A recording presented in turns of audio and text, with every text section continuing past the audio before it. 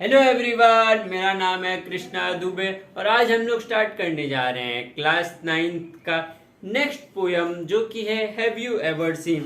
So guys, इसके पहले हम लोग ने अपना 1.1 लाइफ और 1.2 सिनॉप्सिस कंप्लीट किया है और अब हम लोग बढ़ चुके हैं थर्ड चैप्टर पे जिसका नाम है have you ever scene. So guys, धीरे धीरे करके हम लोग अपने इंग्लिश के क्लास 9th का सारा चैप्टर्स खत्म कर देंगे। ठीक है, सो विदाउट वेस्टिंग टाइम हम फटाफट हम लोग अपना video start. So 1.3 have you ever scene, page number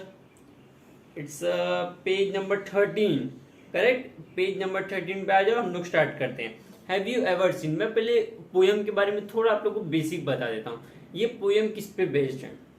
ये पहले तो ये पोयम पूरा क्वेश्चन है, मतलब पूरा क्वेश्चन ही पूछा है पोयम में, कुछ आंसर वांसर है नहीं और इसका आंसर कुछ हो भी नहीं सकता क्योंकि ये सब मतलब एकदम गलत चीजें ही बताई है इसमें जो कभी हो ही नहीं सकती। जब हम लोग इसको पढ़ेंगे, एक एक लाइन पढ़ेंगे, समझेंगे तो अपने को पता चल जाएगा कि कैसे मतलब ये पोयम एकदम गलत है। ठीक है, हर क्वेश्चन मतलब ये मजाक हो रहा है एक टाइप से। अगर हम लोग देखेंगे ये पोयम में एकदम मजाक हुआ है। ठीक है, पोएट ने एकदम मजाक वाला पोयम बनाया है और ये पोयम अच्छा भी है, अगर आप लोग पढ़ोगे तो मजा आएगा। ठीक है, हम लोग अपना पोयम स्टार्ट करते हैं बिना टाइम वेस्ट किए। So our first line is have you ever seen a sheet on the river bed. Sheet का मतलब होता है चादर। फटाफट पेन ले लो, बुक ले लो, लिख लो। शीट का मतलब होता है चादर। यहाँ पे क्या लिखा है? Have you ever scene A sheet on a river bed. अब रिवर बेड मैं आपको समझाता हूँ क्या होता है। रिवर बेड मतलब पहले मान लो, अज्यूम कर लो कोई एक तालाब है। ठीक है, तालाब है और ऊपर पानी है। ओके, ऊपर पानी, बट नीचे साइड ना एक स्क्वायर सा ऐसा एकदम होता है, एकदम स्क्वायर सा, उसको रिवर बेड प्रोनाउंस करते हैं। एकदम ऐसा स्क्वायर सा एकदम बेड की तरीके से होता है, उसको हम लोग रिवर बेड प्रोनाउंस करते हैं। ठीक है, सो यहाँ पे क्वेश्चन क्या किया? Have you ever seen a sheet on a river bed. आपने कभी रिवर बेड पे चादर देखा है? जैसे बेड होता है, बेड पे हम लोग चादर बिछाते हैं ताकि वो गंदा ना हो। तो ये पूछ रहे क्या आप लोग ने कभी रिवर के अंदर चादर देखा है? ये कभी पॉसिबल ही नहीं है।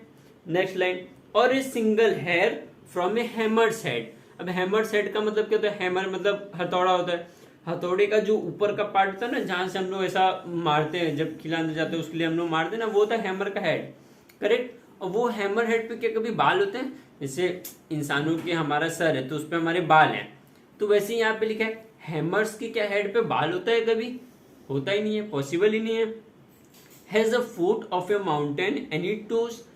अब देखो थर्ड लाइन में क्या, माउंटेन होता है, माउंटेन का जो फुट होता है एकदम ऊंचाई, उसके बाद क्या टोज होता है, जैसे अपने पैर का वो होता है, अंगूठा होता है ना एक, जो सब फर्स्ट वाला।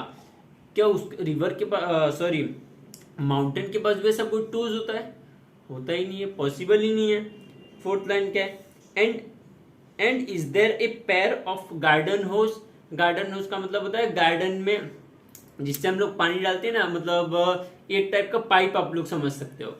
पाइप होता है, उससे ऐसा करके पानी डालते हैं ना, वो होता है गार्डन होज, जिससे हम लोग गार्डन में पानी डालते हैं। तो उसका क्या कोई पैर होता है? जैसे एक दो जूता है तो हर एक जूते का कोई एक पैर होता है। और फॉर एग्जाम्पल हम लोग अपने बॉडी में से आंख ले लेते हैं, ये हमारा एक पैर है, ये हमारा एक पैर है, करेक्ट। तो क्या वो उसका भी कोई पैर होता है? नहीं, पॉसिबल ही नहीं है। ठीक है, अब next stanza, does the needle ever wink its eye. अब नीडल का मतलब क्या होता है? नीडल मतलब होता है सुई, करेक्ट। जिसको नहीं पता है मीनिंग लिख लो फटाफट। नीडल का मतलब होता है सुई। अब जब आप लोग सुई देखोगे तो उसमें से छोटा सा इतना जगह रहता है जहाँ पे हम लोग धागा वो करते हैं, करेक्ट। तो अब उसका अगर आप शेप देखोगे ना, एकदम आई जैसा होता है, एकदम आंख जैसा होता है। आप लोग गूगल करो नीडल, तो आप जब उसको देखोगे ना तो उसका एकदम शेप एकदम आई जैसा होता है। तो वो क्या कभी फड़कता है? मतलब ऐसा जैसे हमारा आई है, हम लोग ऐसा करते हैं, ऐसा होते रहता है। तो क्या नीडल का भी कभी ऐसा होता है? पॉसिबल ही नहीं है। Next, why doesn't the wing of a building fly. ये तो कुछ ज्यादा ही फनी हो गया। अब बिल्डिंग होता है, बिल्डिंग में विंग्स होते हैं, A wing, B wing, C wing, D wing, जितने भी हो। ठीक है, तो क्या वो विंग कभी उड़ते हैं? वो विंग उड़ सकते कभी? कभी नहीं। सो इधर वही लिखा है, why doesn't wing of A building fly. Building के जो विंग होते हैं वो उड़ते क्यों नहीं है? क्योंकि विंग मतलब तो पंख होता है, जैसे चिड़िया को भी उड़ते, विंग क्यों नहीं उड़ सकता? सो ये भी पॉसिबल नहीं है। Can you tickle the ribs of a parasol. और open the trunk of a tree at all. अब देखो यहाँ पे लिखा है can you tickle the ribs of a parasol. Tickle का मतलब होता है गुदगुली करना, गुदगुदी करना, कोई आपको गुदगुदी करता है, टिकल का मतलब होता है गुदगुली करना। और उसके आगे क्या the ribs of a parasol. Parasol का यहाँ पे राइट में आप लोग को मीनिंग दिया है। पैरासोल का मीनिंग है अम्ब्रेला। तो अम्ब्रेला का जो ऊपरी भाग होता है, जो ऊपर का ऐसा मतलब कोई एक अम्ब्रेला है, जो ऊपर का उसका भाग है, उसको कभी अगर हम लोग ऐसा ऐसा करें तो क्या उसको गुदगुली होगा? कभी नहीं होगा, करेक्ट। तो यहाँ पे वही एक फन है, हम लोग को कोई ऐसा करने लगे तो गुदगुली होने लगता है हम लोग को, तो क्या उसको भी कभी गुदगुली होता है? नहीं, कभी नहीं, पॉसिबल ही नहीं है। नेक्स्ट लाइन क्या है? और open the trunk of a tree at all. जो ट्रीज के जो बड़े बड़े ऐसे ढाल रहते हैं, वो क्या ऐसा मतलब ऐसा कभी वो जैसे ये होता है अपना हाथी, एलिफेंट का ट्रंक ऐसा सूंड ऐसा वो कर सकता है, बट क्या कभी ट्री कर सकता है? कभी पॉसिबल नहीं है। नेक्स्ट लाइन क्या है? Are the teeth of a rake ever going to bite. अब एक रेक होता है, रेक मतलब क्या पता है? बहुत सारा जहाँ कचरा पड़ा होता है ना, बहुत सारा जहाँ कचरा पड़ा होता है ना, वहाँ उसको ऐसा हटाने के लिए एक रेक होता है। आप लोग गूगल करो, रेक आपको दिखेगा। तो उसका शेप ना एकदम तीत जैसा होता है, एकदम दांतों जैसा, एकदम ऐसा करोगे ना तो क्या वो कभी अपने को बाइट कर सकता है? कभी नहीं। सो ये भी पॉसिबल नहीं है।